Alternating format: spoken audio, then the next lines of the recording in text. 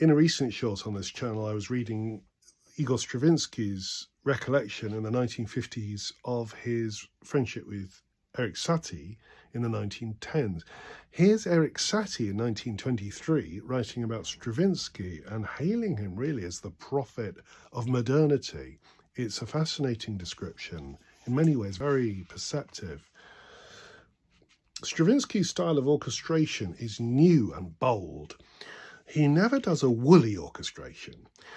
He keeps out of the way of orchestral holes, and fog is clearly having a dig at his old friend Debussy there, which has caused the loss of as many musicians as it has navigators, and steers where he wishes.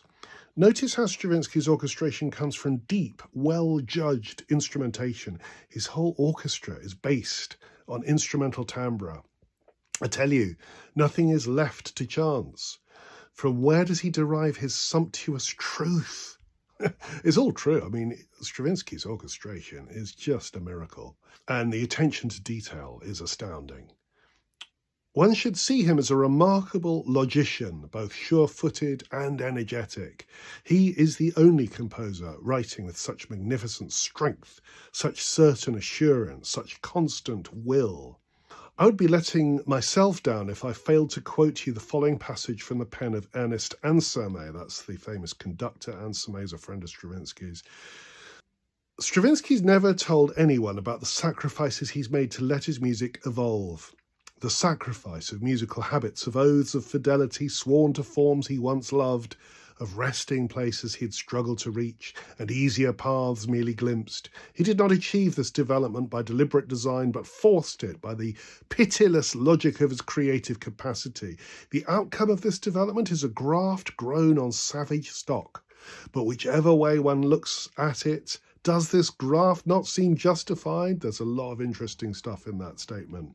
And Satie goes on, I love and admire Stravinsky because I also see him as a liberator.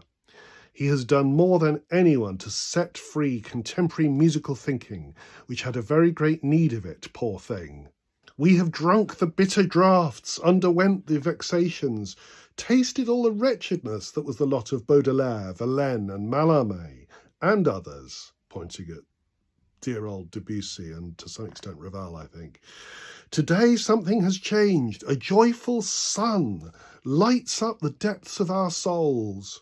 I do not know what I am, but I do know that the man I've just been talking about is one of the greatest musicians there has ever been. Let us acclaim the name of Stravinsky.